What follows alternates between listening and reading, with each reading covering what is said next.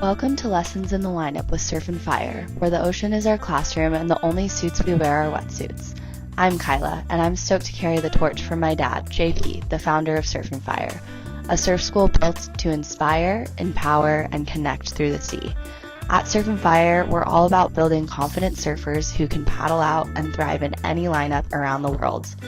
And this podcast is an extension of that mission. Each episode will explore real conversations with surfers, coaches, creatives, and ocean lovers, sharing stories, surf wisdom, and the kind of lessons only the sea can teach. So grab your board, tune in, and let's learn together in the lineup. So I'm Kyla here with Lessons in the Lineup with Surf and Fire. And then this is Alessandra here with her dog Chief. Mr. Chief. And she's actually one of my, one of Surf and Fire's surf coaches. Oh, thank you. And I just thought it'd be fun to sit down and have a little conversation. And I don't know why I'm looking at the camera, but we're gonna just have a normal conversation. And Chief likes coffee? Do you like coffee? You know, he might. He's a little boozer, so he will... What do you mean boozer? Like... He loves beer. Oh. His eyes get wide, and I'll give him a little droplet sometimes, and his pupils literally dilate. And if you have a glass of wine in your hand, he'll try to knock it out. Oh, my goodness. But wine is super bad for dogs because of the grapes, like the sugars. Oh, okay. It's super toxic to them. But yeah, he loves beer. I don't give him beer regularly or anything. But if I'm having a pint and he's there with me, I'm just you a little give droplet. Him, okay. Yeah, I've seen some people just stick out a pint. Yeah, where's the beer? Yeah. Oh. Where's the beer? Is this what you would do if a beer glass was? He totally would. He would just lap it up. I had a lady once, with a pint glass. It was her pint that she was drinking. And she was hammered. And she was like, here you go. And Chief just started going after it. I was like... You're going to have a drunk dog. Oh, my goodness. Chief, you little alcoholic. He really is, dude. I've got to be careful with him. But he's great. Yeah. Okay, well, let's focus. We're going to not talk about you anymore. So sorry. I know. I guess show. For people that don't know, because there's going to be people that are watching this, who's Alessandra? So who is Alessandra? Oh, gosh, I do have to talk in this. Okay. Well, just a little bit about myself. I am 32.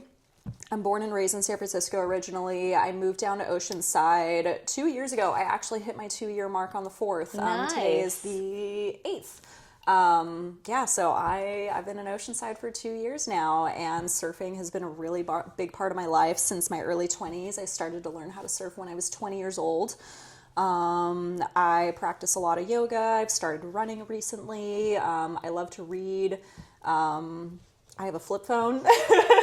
Yes, I know we're going to get into that. I know that's a big factor. People are always like, wait, what? Tell me more. I love classic films. I love movies. I love classic cars and stuff like that. I don't know, just I feel like I have a lot of interests, a lot of varied interests, and I'm in a place in my life now where I feel a lot more aligned with what I want to do and how I move forward in life. I still have a lot of big question marks around how I want to. Just lapdog. He's going to do the interview. Yeah. Just career-wise, all of the things. Just trying to figure out life and, turn the question marks into periods, I suppose. Figure out those foundation and those structures. I'm in my early 30s now, and just feeling so much more certain of where I want life to take me and kind of figuring out what steps to get there. And obviously, dog mom life. Yeah. He takes up a lot of my time, but it's so worth it. I can't imagine my life without him. Yeah, you were telling me before we started recording that he's 3. He's 3 years old. And you got him when he was... Yeah, around 12 weeks. Yeah, he's... His birthday is August 20th. For my astrology people, he's a Leo, and clearly star of the dogs, show. Could have signs. Anyone with a birthday. Okay, Leo energy here. Yep, Leo energy. He wants to be the star of the show, which it checks out. He's a little dramatic, but I love him for it. When's your birthday? May 30th. I'm a Gemini. Oh, okay. Mm-hmm. So we're about 15 days apart. 14 days apart, because mine's May 16th. That's right, So I'm a Taurus. Yeah. Yeah. But I do want to know, how did you get into, or like what got you into surfing originally? Yeah, so surfing. And where? Northern California. Okay, so when you were living up there. Yeah, so I stayed in San Francisco, the Bay Area, up until around 23, age 23, not the year 2023. I had always wanted to surf. I did surf camps as a kid, but I grew up in the city in San Francisco. My parents were super busy. Neither of them were really water outdoorsy people. They just got me into a surf camp because they were like, okay, like, you want to do this and we need to work, yada yada, whatever parents do. And it's funny because I hated being cold. I hated being like, I was always a swimmer, but I kind of hated being like half wet. You know, I don't know if I'm the only person. Half wet. You know, where you're like in the pool and your hair is wet, or like you're in the ocean and then the rest of you is dry, but like you're constantly drying out. You're like getting wet again, but then you're getting dry. I don't know why. I've just always kind of disliked that. And then like being cold, I feel like that's super weird. I don't know. I know, I've never heard the term half wet. I didn't, when I was younger, I didn't like sand. I still don't actually, but that's, I feel like way different than half wet. Yeah, just like, I don't know, weird sensory issue, I guess. Like, I don't mind it now, but when I was a kid, it was like kind of a big deal. I don't know. But I did love surf camp, and it was something I always saw myself doing, and just kind of always had that little dream of like, I want to surf, I want to surf, I want to surf for as long as I can remember. And just because I didn't have the access to it or really like the resources, I didn't start until I was 20. I had a boyfriend at the time who was a surfer. He was from Pacifica, which is about 20 minutes south of San Francisco. Okay. So when we started dating, I begged him. I was like, please, like, take me surfing. And he was like, no. Like, typical surfer boyfriend who's like, no, this is my time. It's so funny because usually I feel like guys are like kind of stoked when their girlfriends ask, but he wasn't. He was just like... He was not about it. And I like begged him. I was like, please, please, please, I want to learn how to surf. And finally he reluctantly agreed. And instead of teaching me, he just dragged me to the lineup with all of his buddies and was just like, okay, here you go. And I was like, you don't want to like show me what to do or like tell me or instruct me in any way, shape, or form. That led to a lot of fights. But, I was gonna say, have you heard of breakup lessons? Breakup Yeah, lessons? the term breakup lessons. I swear, because there's been so many girls that I've taught that have come to me with like, oh, my boyfriend tried to teach me and we got in too many fights, and then it ended up like eventually a breakup. Oh my gosh, you broke up over surfing. Maybe not like that to that extent, but like they still would get in so many arguments and then it's not fun. Yeah. I even have a friend who, she and her husband, and she's a great surfer, but they're at different levels, and she will try to go out with him and his buddies where they like to go, which is a little heavier, a little bigger oftentimes. And she's just like not about it. She's like, no, I want smaller waves. Yeah. And then they get into arguments about it. But they're such a fantastic couple. They love each other. They're so great together. But it's funny, like even as like an established married couple, like you can still get into little surfing arguments here and there. You're so cute. But yeah, so he got you originally into surfing, or like more so, like after you begged him, like please, please bring me out, like just teach me. And so yeah, he was kind of my gateway to it. Yeah, he was my gateway to finally getting in the water, and I had such a frustrating surfing journey. I kid you not. Kind of figuring it out by yourself, essentially. In Northern California, where it's cold, where the lineup at the time was very largely like just men. Every once in a while, you saw a woman in the water. Yeah, in a lot of ways. Like Santa Cruz, when I moved down to Santa Cruz, it was a little more diverse. There were a lot more women in the water, but in Pacifica at the time, you maybe saw one woman, and she was usually longboarding, and I wanted to shortboard really badly, so I really had no female role models at the time, and you saw one every once in a while, once in a blue moon, but other than that, it was just the boys, and that in itself was really discouraging because I feel like men just have a very different approach to pursuing new things. I've seen a lot of men be so much more of like, just go, just do it, just send it. Whereas the girls are kind of like, no, I want to watch. I want to make sure I'm doing things right, not getting in the way. Like, I don't want to upset anybody. I don't want to, like potentially hurt someone. And I've seen men just like send it to the point of endangering other people. Yes. You know, these are gross overgeneralizations, like everybody's different. But yeah, so it took me a solid 2 years to learn how to surf just because I didn't have any guidance. Like, Never took a lesson besides the surf camp. never took lessons besides surf camp when I was And you like probably 12 years didn't old. remember any of that. Yeah, no. I just remembered like being in the white water and I had this big old longboard and I stood up on it and I liked it and it was fun, but I wanted so badly to learn how to shortboard. And my boyfriend at the time was like, you need to get a longboard, you need to get a longboard. I was like, no, I was so stubborn.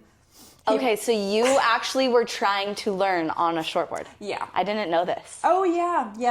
I had a terrible time. Yeah. Wow. That is like the number one thing I think we tell people learning now. It's just like longer. You need to learn on a longboard. Length and width is your friend. Yes. So do you remember how big of a board you were trying to ride on? Or do you, okay, one quick fact, off tangent. I feel like I tell a lot of people this about you is just, you remind me of like a core surfer. Oh, thanks. Just like you wouldn't ever expect that you learned how to surf later in life because you just have like the essence of like someone who was a grom on the beach rolling around in the sand, like growing up surfing. I feel like you have it in you. Yeah. But I feel like you would be someone who would still have their board that they first tried to learn on. Yeah. Do you? I don't. Okay. No, I've cycled through and I've gotten rid of so many things. I'm trying to remember the first board that I bought was this 6-foot NSP. It was kind of buoyant. You It was did a go little on the small. thicker side. I did go small. Yeah. Yeah. And like after many arguments with my boyfriend at the time, I was like, no, I want a shortboard. And he was like, fine, do this one. Yeah. And so I ordered it. That was my first board that I bought. I think I was renting boards for a while from NorCal Surf Shop in Pacifica. I think I was renting like at least an 8-foot foamy or something. I can't remember. It was Okay, such a so long I time mean ago. that's still like Yeah. a substantial length to learn on. Yeah, but I just was impatient and I was like, this is what I want to do. And I didn't have any board sport background. I never snowboarded growing up. Okay. I never really skateboarded. I wanted to, but again, didn't really have like an into it and always felt really nervous about like, I don't know, just getting hurt or doing things wrong. I was obsessed with this like kind of perfectionism of like, I have to do it right. Okay. And then getting really upset when I was like bad at something. Like I'm kind of one of those people where if I'm not good at it right away, it's real. Jeez. No. I know you just want to be right up in my face. But yeah, like it's really easy for me to just give up on something if I'm not good at it right away. But you stuck with surfing. I stuck with surfing. It's the first thing that was so hard for me to learn and was so frustrating, but that I actually kept up with. Just lay down. So that was a really cool lesson in itself, especially with how long my surfing journey was. 2 years to like stand up and ride down the line and to like feel confident and comfortable enough and strong enough to paddle for waves. Were you just going out to the, like, with, you're like following your boyfriend and his friends? Pretty much, like, yeah. out to the lineup? Yeah. And I Okay. would sit on the inside of them oftentimes. Like being in the lineup itself really scared me. I would either be super far out to where it was almost impossible to get into anything, or I would be on the inside and then be uncomfortable with waves crashing over me because I also didn't really know how to handle that and just being so stressed about it and like, oh God, what am I doing? Why am I here? This sucks. Did you ever watch any videos to help you, or you just tried to... Just tried to send it. Okay, Yeah. and learn from watching and just figuring it out, making mistakes, Yeah. wiping out. I was just like, let's just see what happens. And at the time too, let's see, this must have been like 2012, 2013. I feel like the internet still wasn't that big of a thing at the time. Like there was definitely the internet at that point, but it didn't occur to me then to like look things up to try to learn. To like just be on YouTube. No and, YouTube like, University. searching for stuff. Which now I'm like, how do I do this? Like, show me how to change my rotors. Like, you know, like any little thing you could want. I'm like, all right, cool. Just YouTube. Yeah. And I feel like you are a, like, from what I know, a do-it-yourself. Like, okay, fixing your car. You're like, I don't need any help. I'm going to figure it out. I'm going to do it. And then when I do it, I'm going to be so stoked that I figured it out. But like, I I don't want anyone to help me. Yeah, it takes a lot for me to finally get to the point of like, okay, I need to go to the shop for this. Obviously, if it's a big job, like I don't have a ton of tools. That's something I want to do. That's another goal that I have in life I would really love to build a classic car and like completely restore. Wow. Like from the ground up. Like I want to take the engine apart. I want to learn how to do that. But yeah, almost a year ago on my old truck, I put a new starter on it, which the job itself was pretty easy. I remember the photos, right? You sent me the photos. Yeah. Her hands were nice and dirty. We're gonna get that photo somewhere. I was so like that job should have taken like an hour, but the bolts were super stuck on it. And what I didn't realize at the time was the bolts were metric, but my wrench set was imperial. See, I don't know what any of that means. So basically it's inches versus not centimeters, millimeters. Okay, that's what you mean. So I thought that I had a socket piece that fit, but it was a tiny bit too big. So what was happening, it wasn't seating and grabbing all the way, and I was just stripping the bolts. So I was wrenching for, I kid you not, like 2 hours, 2 bolts that like were just so stuck on there. And a lot of times what happens with newer tools, the metal is produced harder, I guess. And so those old pieces, it was a 97 Tacoma, and those older bolts, like the metal was just kind of softer on them. Yeah. So I just ended up stripping these things, and then it took like 2 weeks over 5 different sessions of like various friends coming over and helping me get these Learned a lot though. bolts off. I learned a lot from it, and then like the accomplishment of getting it done at the end of those 2 weeks and putting the starter on and then starting my truck and having it turn over no problem. I was like, oh my gosh. I rode that high for, I kid you not, like 3 weeks. Yeah, I was showing everyone the video. I was like, look, because I didn't have social media at the time. I was like, look, I started my truck. I do remember that. You're like, this. I have to send this out. I don't have social media. I need everyone to know. I sent that video to, I don't even know how many people. So many. Like probably love at least it. 30 people. I I was love like, you it. need to bear witness to this accomplishment. Yeah. Like I rode that high. I'm still riding that high, honestly. It's like, I did that. I know how to do that now. I have that under my belt. And that was something that I was actually talking to my student about today, bringing it back to surfing and lessons in the lineup, is, she has expressed fear around being in bigger waves and being in bigger conditions, but she really wants to be independent. So I was telling her, like you've got to get these experiences under your belt. Once you do this and you know you can do this and you know you can do the hard thing, that is experience that you get to draw on in the future. You did the hard thing. That is a rich dopamine experience. You want that, If you just stay on the inside the entire time in your comfort zone, getting to the outside, like you're just not going to have a good time. Like you've got to push it and be willing to make those mistakes, to have a difficult time getting the bolts off and calling several friends for help and support. And then once you get that achievement done and you unlock it, you're like, I can do that. That carries over into the following experiences. Me taking 2 years to learn how to surf. I never thought that I could surf the way that I do now. Yeah. To be so comfortable in the water, to surf any board that I want in any conditions that I want, and to feel confident and capable, and to just be having fun, and like to not have any fear around it.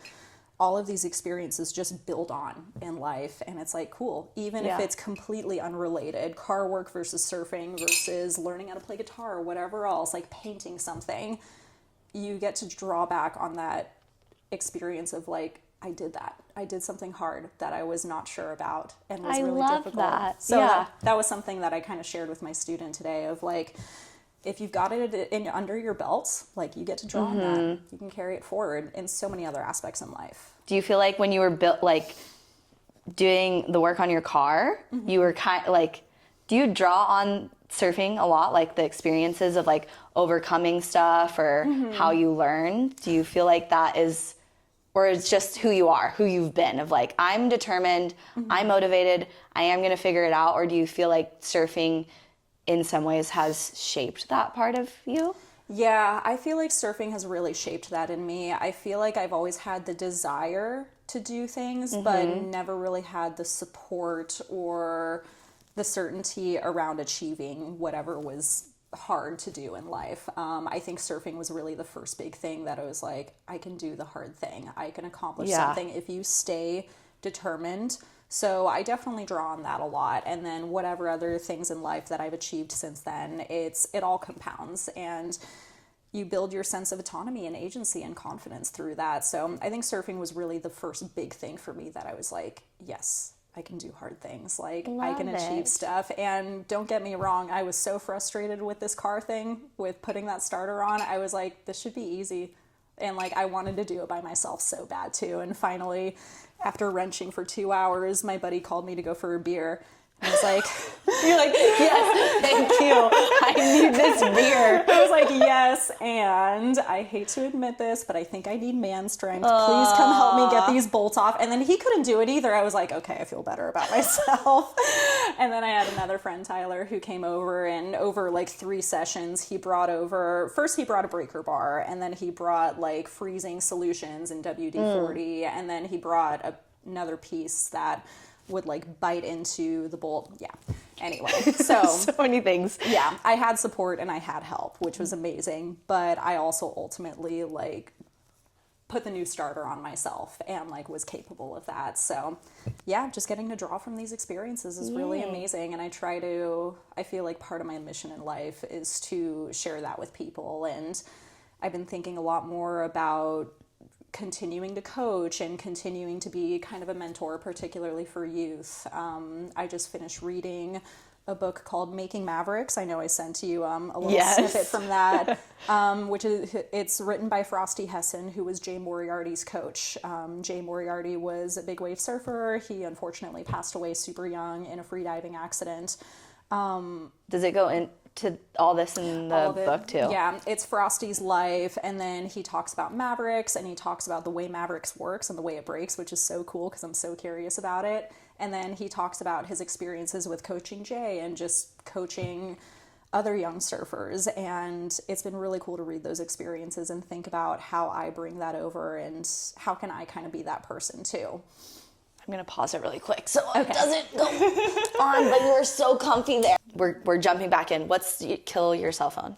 Oh, okay. We're like pivoting really quick because we were just doing an off camera talk about like surf trips and podcasts, and then she just said something about kill your cell phone. What is that? Yeah, so my flip phone that I have, Kill Your Cell Phone is essentially an LLC that I started that I haven't You have an LLC? Yeah. Oh. I started it a little over a year ago, and I'm still figuring out a lot of what I want to do with it, but essentially I am really passionate about getting people to minimize their screen time.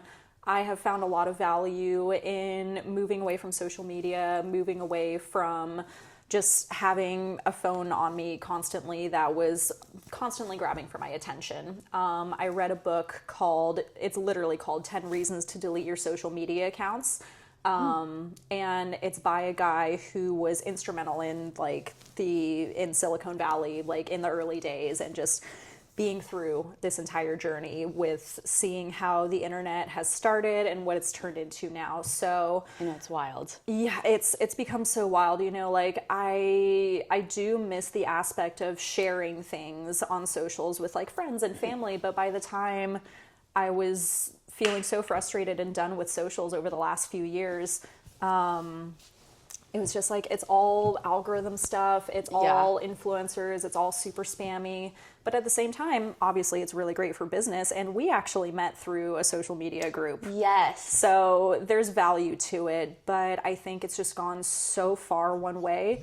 And it takes people away from their own lives and back to what I'm really passionate about with helping people figure out their own autonomy and agency and building their confidence. You don't find that from behind a screen. So it's not to say that social media is evil. Like there's good and bad to everything. For me, my priority was my mental health and my peace, and to just have my time back and to get really clear on what I want to do and how I want to move forward with that. And I feel like there's just so many distractions with social media. You see this pretty thing here and that pretty thing there, and you're like, ooh, that looks cool, I want to try that. And like, what about this thing? But what happens with that is it takes away from what do you truly want. Like everything we see on socials is completely glamorized. So this really cool thing that you see, like say it's woodworking and you're like, oh my God, I want to make that. That's so cool. But you get this like 60-second reel of the process that took several weeks. And then you go to try to do that. Sorry. Leo vibes. Mr. Just Dramatic. attention whore, huh? No shame to Leos. We love them, clearly, but Center of attention. there's a stereotype for a reason. I totally stereotyped him like attention whore. Darn Leos. I mean, hey, people go off about Gemini constantly. We're like the most hated. Well, honestly, if anyone has that stereotype, just hang out with you, and then they're gonna flip their whole perspective. I'm like, Geminis are great. We're pretty cool. Yeah. I mean, thank you. But back to the reels and just how social media just totally does grab your attention and make you, oh, I want to do this or I want to do that. And there is a lot of, I mean, great aspects for it because I've found community or like it's connected me with people. But I do sometimes myself feel the negative effects from it. Yeah. Like how it can grab your attention. Like, oh, I should be doing that kind of thing. Yeah. And there's also that comparison game of it's a more extreme version of keeping up with the Joneses. You know, once upon a time, you would just see your neighbor with a nicer car than you and just kind of like, oh, I'll get there one day.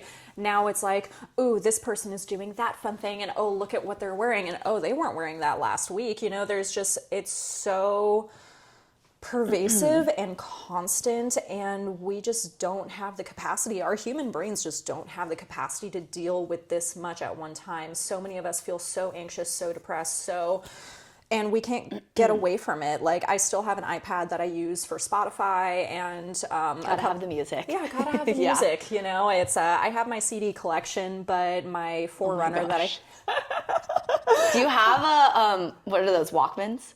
I want to get one. I want to get She's one. going old school. No, This is what I love about you because you are the core of like, just like anything old school. Let's take it back. No, truly, like I daydream of one day being in a place in my life where I literally have nothing newer than like 2002 technology. Like I want a landline, dude. I have always wanted, I don't even want a cell phone at some point, you know, like maybe in the car for emergencies, but I've even thought about like, can I have like a car phone, you know, like, you know, in those like 80s movies where it's like the Wall Street guy is like picking up the phone in the car and like with the cord and everything. Wow, I could see that for you, potentially. I'm going to connect with the people who can make this happen for me, you know, like... Okay, hopefully this goes viral and then someone's going to find Alessandra and make this happen. And yeah, I want a landline, dude. I've always dreamed of a teal blue rotary phone hanging up in my kitchen with a really long cord and like running around the house with it, and that's probably more annoying than like just having someone on speakerphone. But yeah, I've even thought about like, okay, how can we refurbish our devices that we have? Because there's so much, and there's an environmental aspect to this too, where batteries and our phone technology, like these things need to be mined for, and we're constantly coming out with new stuff. So can we also take it back to a more sustainable perspective of like, yeah, let's make something. Okay, so basically where my mind is with this, in sci-fi movies, at least older ones, you don't really see people with handheld devices in like futuristic sci-fi films. The only example I can think of is in Star Wars where they have a hologram thing, you know, and then like real quick, I know, right? Like real quick little, you say your piece, you see your person. Oh, nice. I have a nice stormtrooper tattoo. I've got a lightsaber. Stop! Oh my God. So the same boyfriend who taught me how to surf, he made this for me for a Halloween costume one year. And it's like actually heavy and made out of metal. This is amazing. Yeah, we used to do a bunch of welding together. I wonder if, Landon, can you, like, I'm gonna turn on the lightsaber, can you, like, edit? Also, I just did this, so. Okay. So let's keep it PG. But anyway, sorry. Okay, So essentially, the hologram. Yeah, you know, that's the only form of like a handheld, yes, mister. That's the only form of like a handheld device that I can think of in sci-fi and futuristic movies. Oftentimes it's a screen that's mounted into the wall. Like, I don't know, I'm not really a Star Trek person, but I think of Star Trek in this, of like you do your little FaceTime, your thing is literally, yeah, so I kind of envision it would be really cool to have a landline, but there's also a screen on it for FaceTime calls, or you check your weather, you check what you need to check on it. Like, you still have the easy access of like, here's my banking app, here's this, there's that. You're so funny. An iPhone. It's essentially an iPhone, but it's mounted to the wall. You don't get to take it with you anywhere. Okay. Like, it just stays, Yeah. and it's in an uncomfortable place where you can't just like sit and scroll, you know, like. We should just mount your iPad somewhere. I know, I was thinking that. And then, I don't know if you ever saw them. This was years ago, but I remember when iPhones still had just like regular audio jacks, people had actual phones with the cord on them, and they would plug it in to their iPhone and they would walk around. Like, I didn't see, it didn't take off.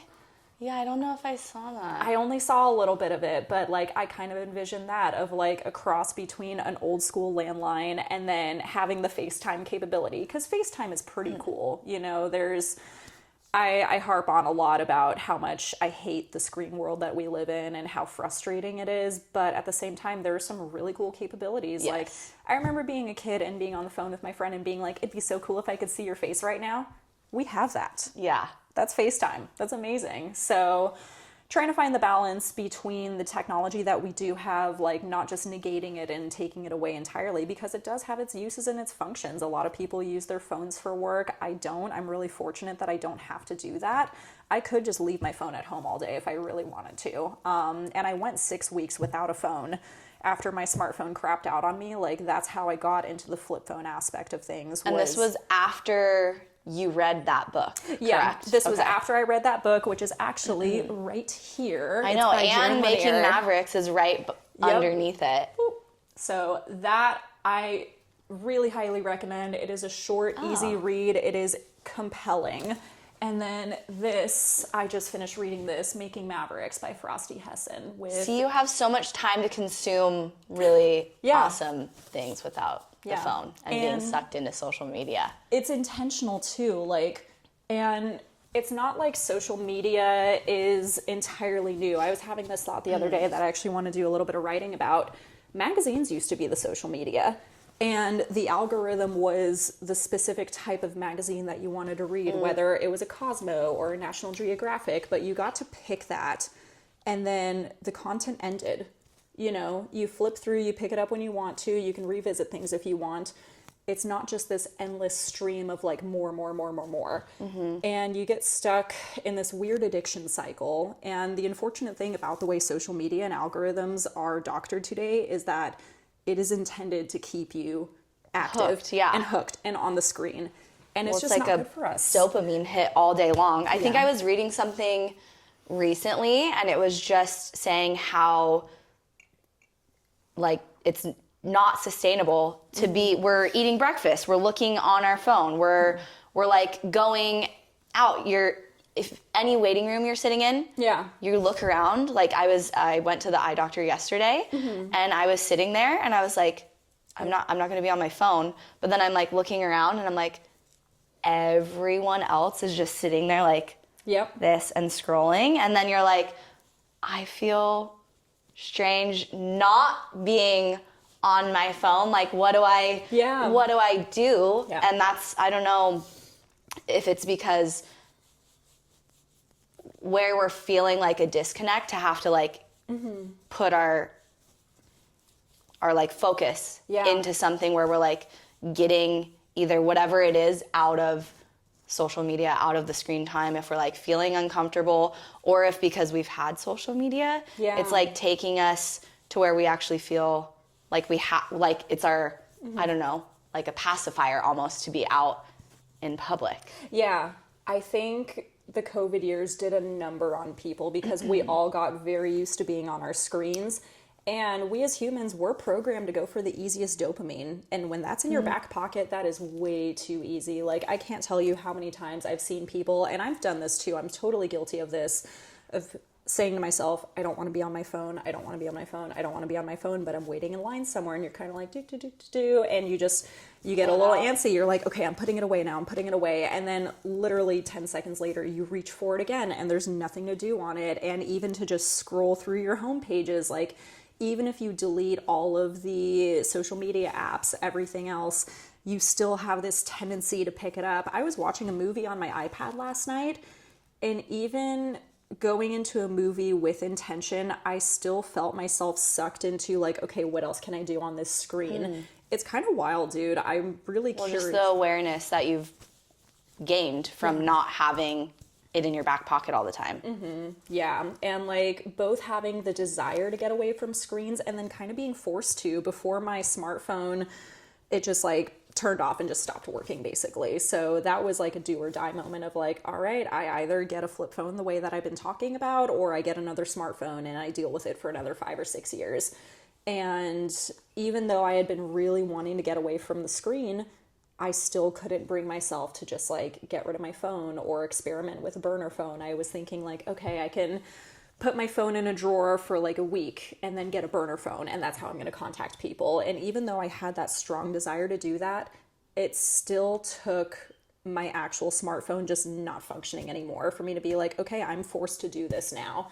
Even though I had that drive and desire, and then now that I've been forced to take that step, I'm like, oh, okay, I can do this now. Yeah. And when I didn't have a phone at all, it's always like surfing. You have to do what's uncomfortable. Fixing your car, you have to do what's uncomfortable or frustrating. Yep. Not having screen time, you also have to do what's uncomfortable or frustrating. But yeah, and to learn to deal with it and to sit with it. That's something I've noticed a lot about people is like, if something goes wrong, if something breaks, if something is like out of place in some way, shape, or form, so many people, instead of trying to deal with not having it, it's like this massive inconvenience of, oh no, I need to get a new one. I need to do this. I need to do that. Oh gosh, like my life is over kind of thing. That's dramatic. But I've noticed that a lot. Whereas our coffee maker that we had like broke the other day, and me and my roommate both, we were like, okay, instead of buying a new one, what can we do? And then it turned out we had other coffee making capabilities. We have a little pour over thing that neither of us knew about. Coffee. Can't live without coffee. Maybe our phones, but not coffee. Not coffee. Coffee is a necessity. But just little things like that, you know, of like something goes missing, something breaks, and do you really need to replace that item that badly, or can you learn to live without it? And I think a lot of people have a hard time with wrapping their heads around that kind of temporary discomfort, especially when we have so much stimulation in our face constantly all the time. There's a really great thing about our brains that can be both for the good and for the bad, but just having the neuroplasticity that we do of rewiring our brain. You know, I really worry about the generations coming up that have been raised on iPads because their brains are literally developing differently. That's something that I need to do a little more research on and like maybe those studies aren't out quite yet, but if social media and screens are doing this to adults, like imagine what it's doing to the kids. Yeah. You know, and these social media, like these tech companies, their CEOs, they don't let their kids have social media. They know. They know how bad it is for us, but they made the choice to continue pushing it and to keep us engaged and hooked and activated. You know, it's not simply getting to the end of a feed anymore. It's all algorithm. And I would love to see a social media come around that is literally just friends and family. There's no influencers, there's no algorithm. You get to the end of your feed, you're done, you can go about your day. That's how it used to be. And then if you want to explore local events or businesses, there's an option for that, but it's not going to show up in your feed. You have to go and seek it out. And I think that's something about the early days of the internet too that was really beautiful, is like we were all so excited. We were like, oh my gosh, you can look up anything on the internet, but you had to seek things out. It wasn't fed to you. And I think that's the difference.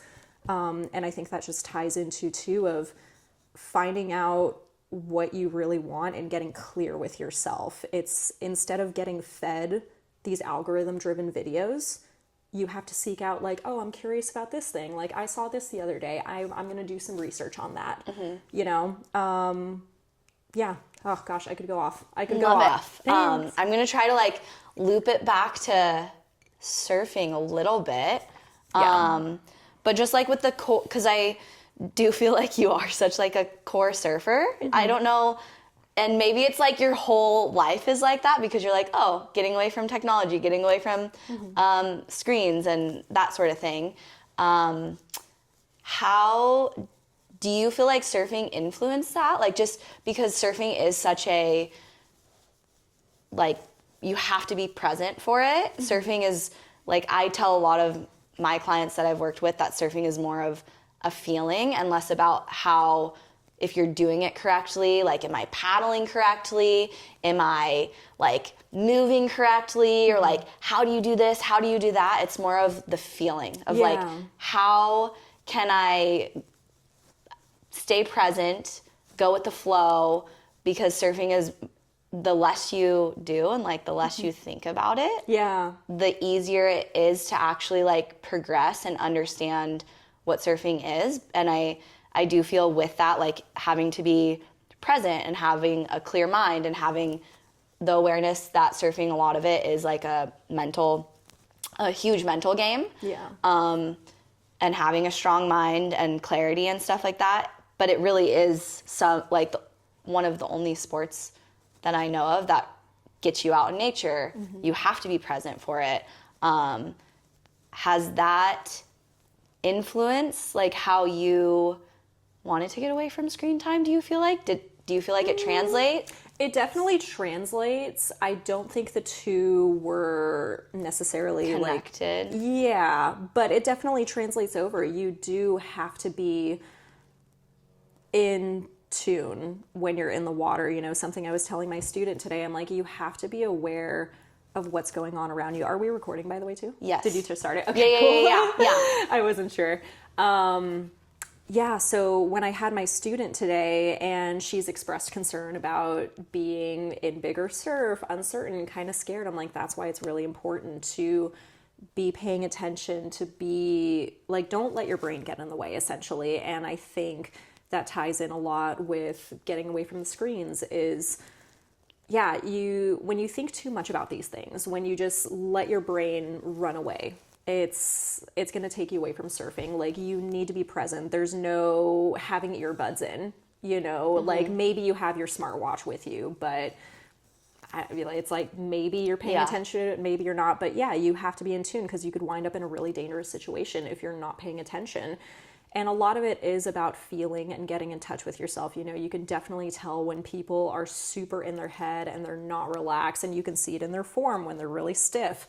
I think a lot of it translates back and forth between moving away from the screens, and people will go surf to get away from the screens, to not have to worry about it. People will go into yoga classes and workout classes to get away from the noise and the busyness. And a lot of us have acclimated to how busy the world is, but that doesn't mean we're all good and comfortable with it. Once you start to find that peace with yourself and you learn to love stillness and quiet and peace, and a lot of that comes with surfing, you start to seek that out more. I definitely feel myself getting super frustrated when I'm around a lot of people now and a lot of energy, and I'm like, I was already always, chief, rude. Good thing I have a lid. Oh my goodness.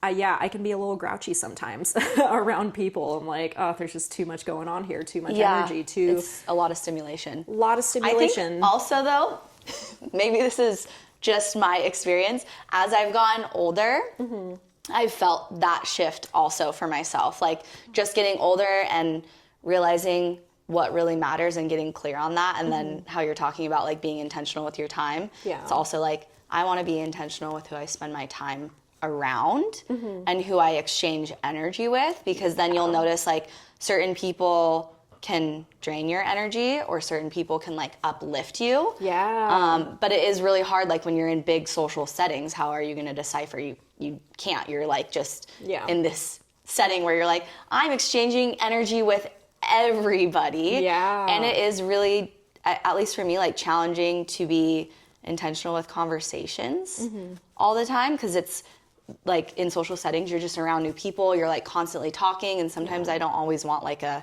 surface level hit, like conversation, small talk, probably never going to see you again kind of interaction. I really love like building on relationships. So I think, I don't know if that's your experience of like getting older and like being more intentional and feeling like, okay, my energy is important. I'm in this social setting and there's a lot of stimulation going on. And like, I need to 1 hour and then go home. Yeah. Oh my gosh. Yeah. My social battery drains so quick now. And, you know, it's like, I have my people that I surf with, that I know we're on the same page about a lot of things with, that we're in similar headspaces.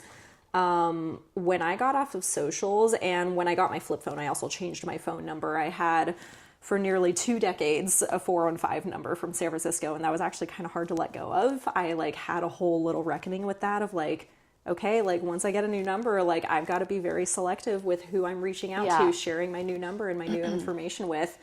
When I did that, I effectively ghosted like 75% of the people in my life, which if you're watching this and you're one of those people, I'm so sorry. I promise it was not from a place of like anger or malintent. It's just... Wait, so before I go on a tangent. Okay, yes. Coming back to how I ghosted like so many people. Kind of brutal. I know, I'm aware. And again... I just want to take this opportunity to say she's sorry. I'm sorry. But a lot of the reasoning for that was, you know, with socials, it's really easy to keep up with people, kind of just see what people are doing. When I got off my socials, you know, my account's not there anymore, and people couldn't just check in with me on what I was doing. I had several people reach out within the week of like, hey, how you doing?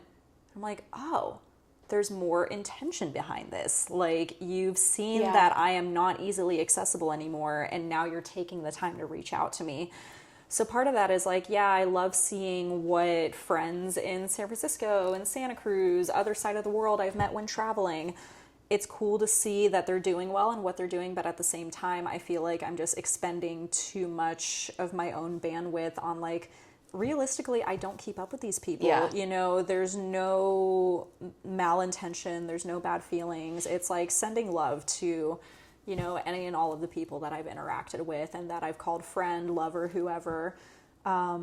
It's like I'm always wishing people well and wanting people to succeed and do well. But at the same time, like if we don't keep up regularly, you know, it's if I'm not chatting on the phone with you at least once a week, the human brain only has space for about 150 people at a time, kind of the size of like a tribe, you know? And with how quickly socials have taken off in the last couple of decades, we have not had the time to evolve, to take on so many new faces and new people. And like, I had friends on socials that I had never met ever. And like we never met in person, but we would chat all the time.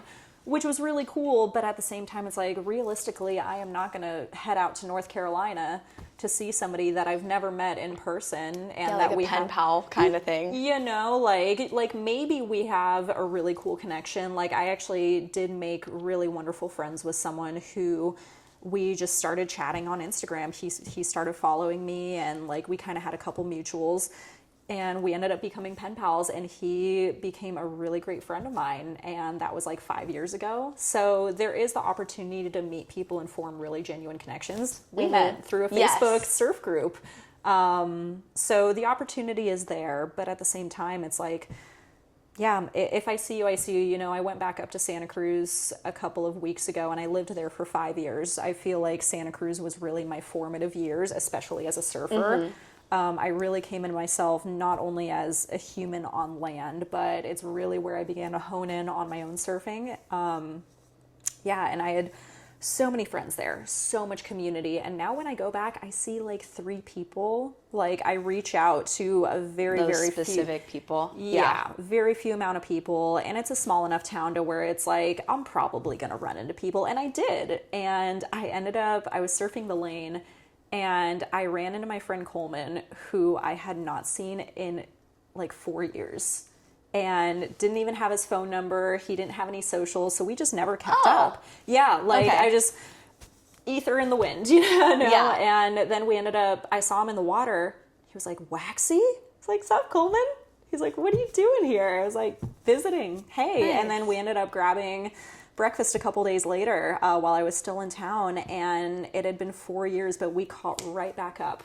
And then you have so much to talk about, I feel like, because I don't know about you, but there's, I haven't gone to like a high school reunion, but I also am like, well, I feel like the purpose of high school reunions, or like whatever reunion it is, maybe not family, like we should go to the family reunions, but like college reunions or like group reunions, you're like, oh, I already know what these people are up to. And normally like reunions are, to maybe catch up with people that you haven't seen in a while. And then it's like, oh, you're a whatever now? Like, cool. Or, you've done this now? Yeah. Wow. Yeah.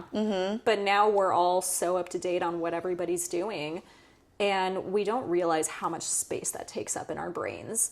I feel like getting away from socials and being super intentional with who I keep up with.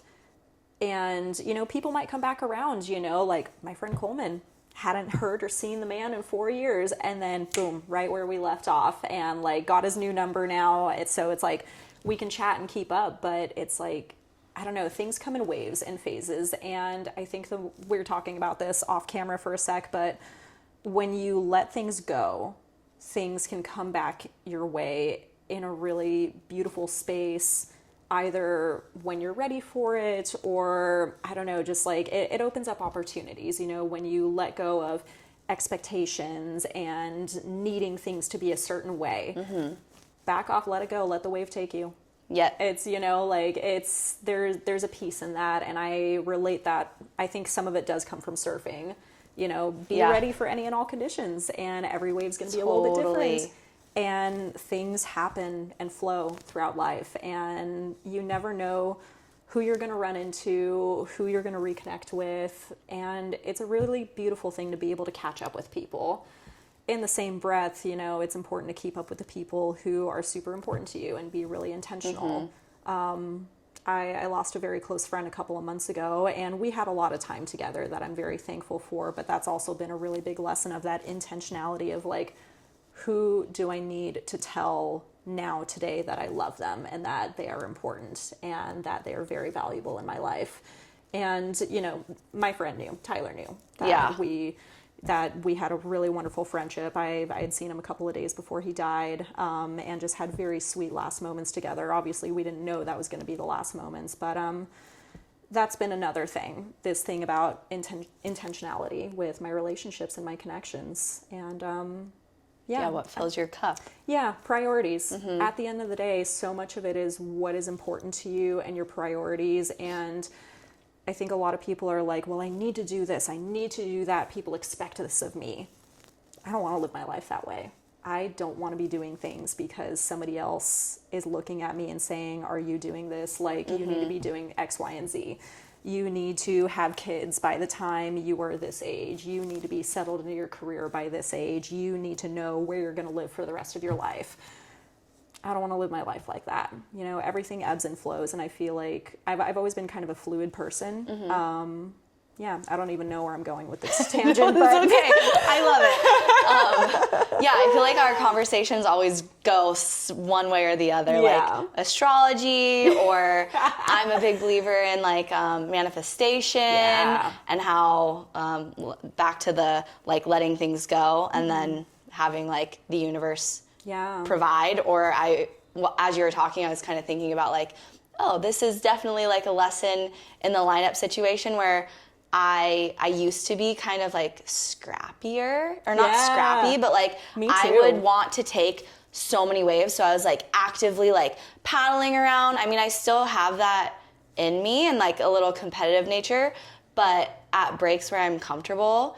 And I've learned also, if I want to like progress or have a really good time, being patient and like knowing that the ocean will provide. So like the right wave will come to me when I'm ready for it or when I'm open to it. And those surf sessions, when I have that mindset, so much better. And like I can like pick and like wait. And now I love doing this at the Oceanside Pier, but I'll go like sit all like furthest out. And I love doing this, especially because I'm a girl. Yeah. And like I love like having that like I don't know, energy or presence out in the water. Like, okay, I'm gonna go show these guys what's up. I'm gonna sit the furthest out. I know where this wave is coming. I'm gonna wait. And then I did that not too long ago, and one of my friends paddled out and he's like, you've been on every single good wave that comes through. And I'm like, yeah, because I just like, I don't want to like be fighting on the inside for what everyone else is fighting for. Let it come to you. Yeah, but I feel like that's kind of, I don't know, the ocean lessons in the lineup. Same thing happens on land too. Yes. Yeah, let it go. You know, there's something I try to keep in mind is like, am I really going to worry about waiting in line for 10 minutes? Like, at the end of my life, what am I going to think about? Like, am I going to remember being inconvenienced, or like that time that I got in like a little tiff with someone paddle battling, you know? And like, I still have a little bit of scrappiness. I know, I remember some of those moments when someone cut me off. I'm like, that's still in me. Yeah. And yeah, I remember moving down here from Santa Cruz too, and like I definitely moved down here with like a little bit of a game face on. I was like, all right, I need to like show up in the lineup and I need to earn my spot. And then I was like, oh, it's so not that vibe down here, but I still have a little bit of that in me. I feel like just that kind of like little punk rock self of like, I'm gonna be scrappy. Yeah. But I have definitely dialed that back a lot, and like, no, I want to enjoy my time in the water and let the right wave come. Yeah. And I never thought, so I didn't even think that I would ever be like a surf coach or a teacher.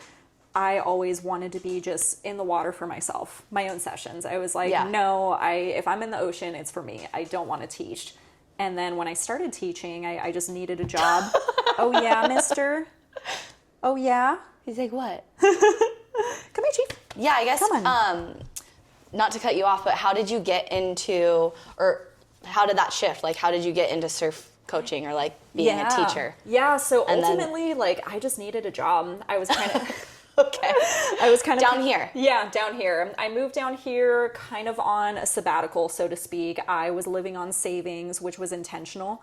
I was pursuing aviation at the time. I thought that I wanted to be a pilot, and once I started pursuing that, I enjoyed it. It was really cool. Like, flying an airplane is pretty fun.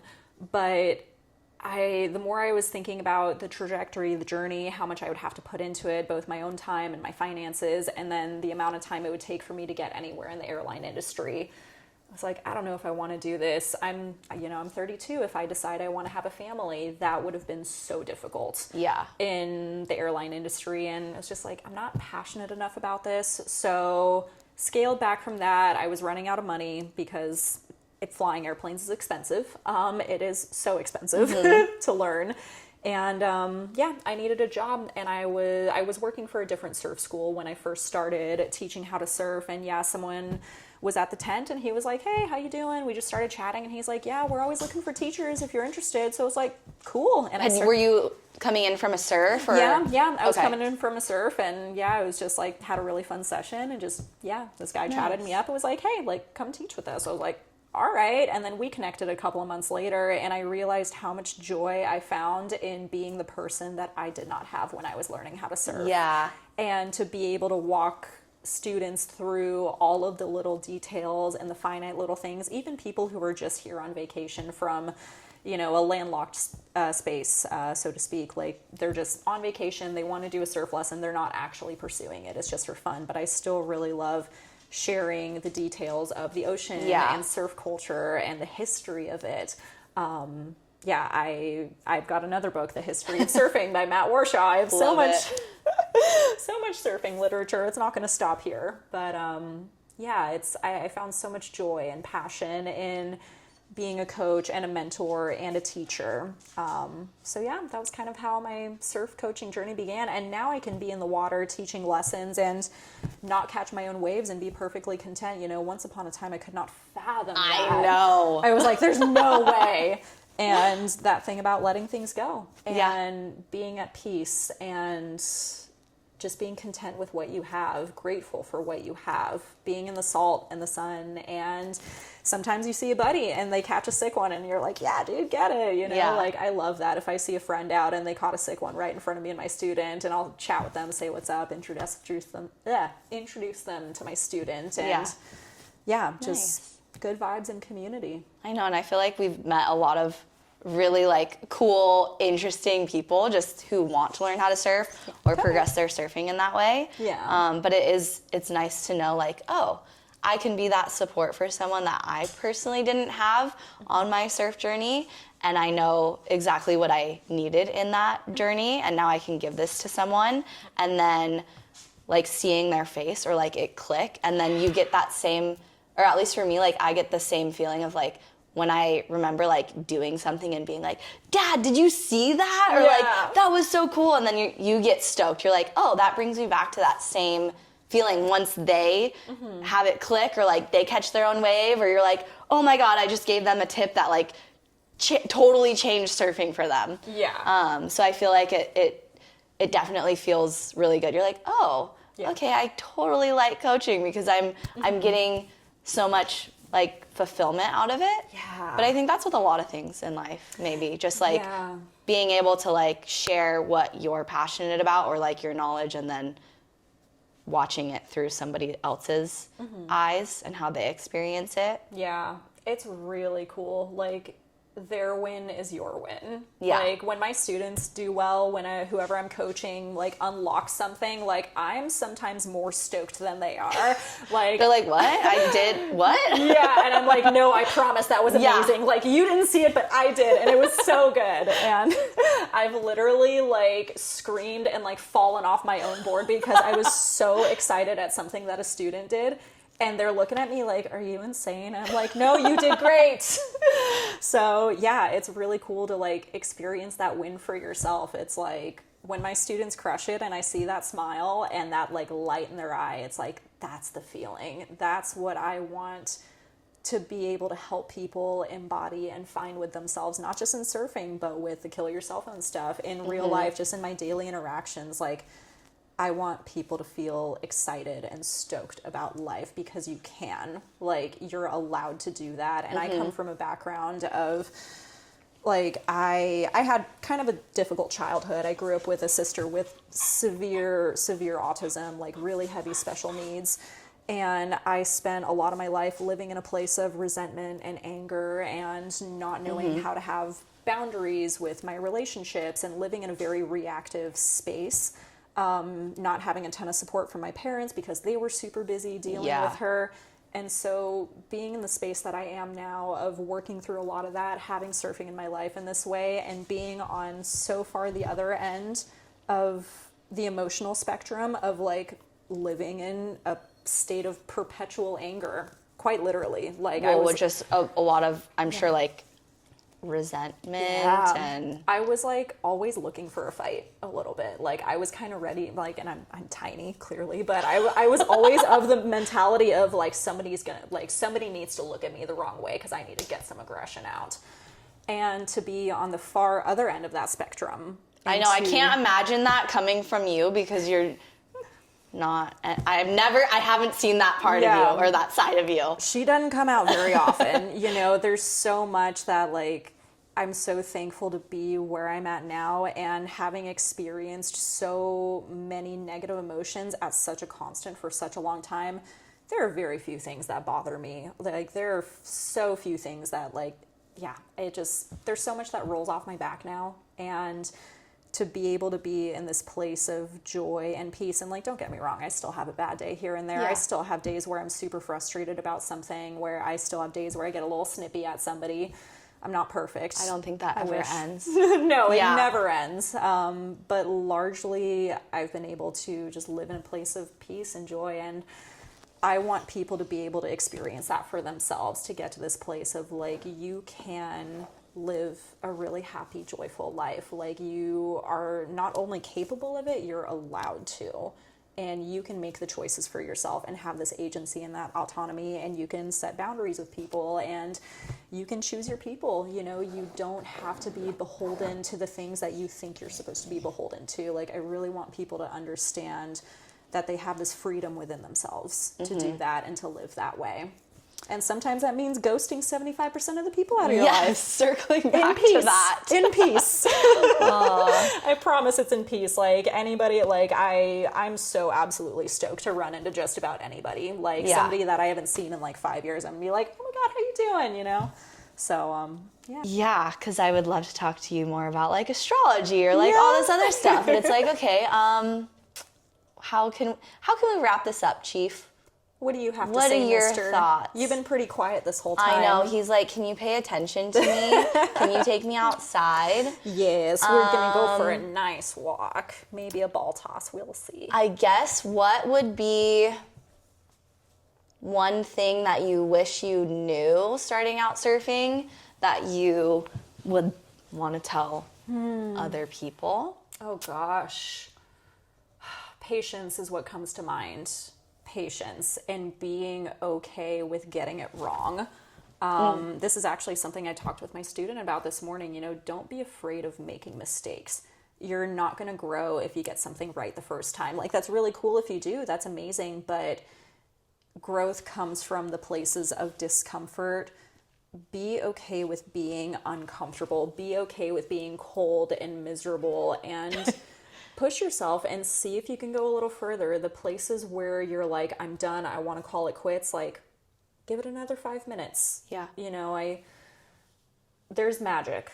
There's magic in the world. And when you sit with yourself and you find a place of stillness and quiet, like, you know, you can't be searching for it is the thing. Like, magic happens, but not necessarily when you're actively seeking it out. That thing about letting things go. Magical things happen at the most unexpected moments, and just be patient with yourself, patient with the people around you and with the conditions and the ocean. And sometimes it's going to be absolute crap wind slop. So many variables. Yeah. And, you know, it's not going to be perfect. Nothing in life is ever going to be so perfect. You know, life is... Besides Chief. He's perfect. There's nothing wrong with you. Ever at all. You're perfect. So I think patience is the really big thing, and just being at peace. And you're not, like, we live such long lives. If we're lucky, we live very long lives, and we have so much ahead of us and so much opportunity. You have not met all of the people that you're going to love yet. You have not had all of the experiences that you're going to experience yet. Like, gratitude and patience, I think, are really the big things that come to mind. And even if you have a really bad day surfing, you know, you still handled it, you still survived it, you still came out on the other side of it. That is still information. Look for the win, take the win. You know, it's we have another student, and I've told her a couple of times, I'm like, she's so goal oriented, which is amazing, but like, she'll achieve something and then she's like, okay, what's next? And I'm like, Sit with that. Sit in it. Yeah. Revel in it. Enjoy it. Like, this, take the win, embody it, find the win. Even if it feels like you failed or did badly, you still sat with it and pursued it, and you still came out on the other side of it. Somehow, some way, even if you're just feeling like absolute garbage and you're like, that was awful, you know, maybe right then isn't the place to find the win, but reflect on it, think about it. Okay, what are some positives that came out of that? You know, I think people really oftentimes get hung up on the negatives and like what my goodness, my words.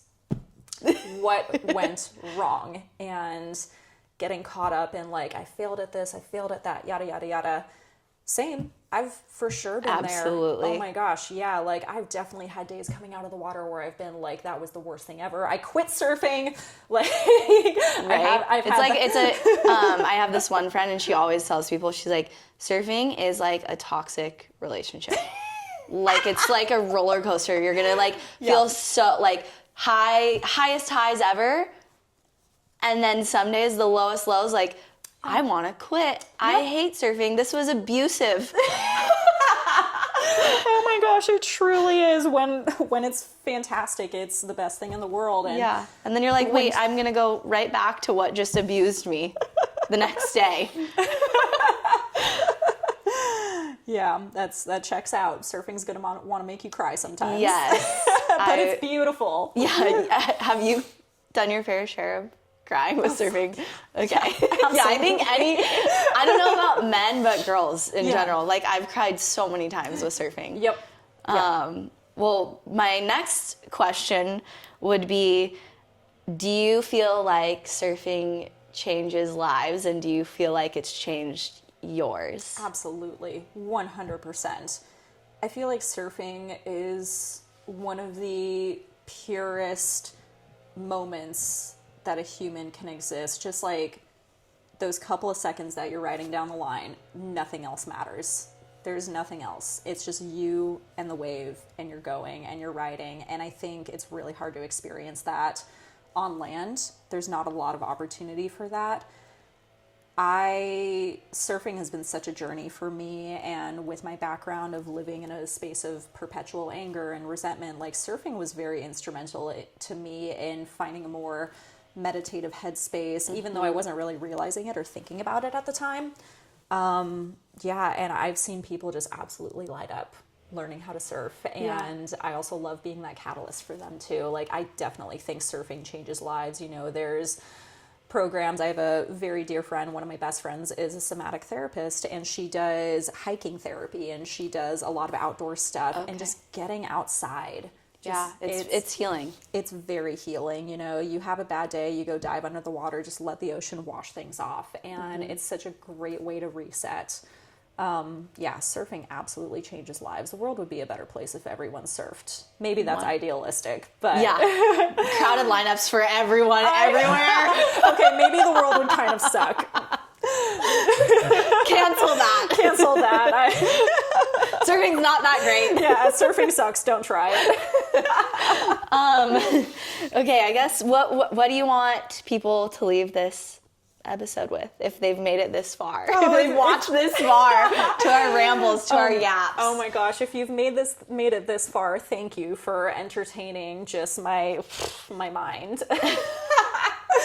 I want people to take from this episode just how wonderful this little guy is, Mr. Chief. No, but seriously, I think sometimes you just gotta send it. Yep. Okay. Yep. Just Alessandra will send it. Yeah. Just in life, in all things, like, the things that you desire, the things that you daydream about, like, pursue that.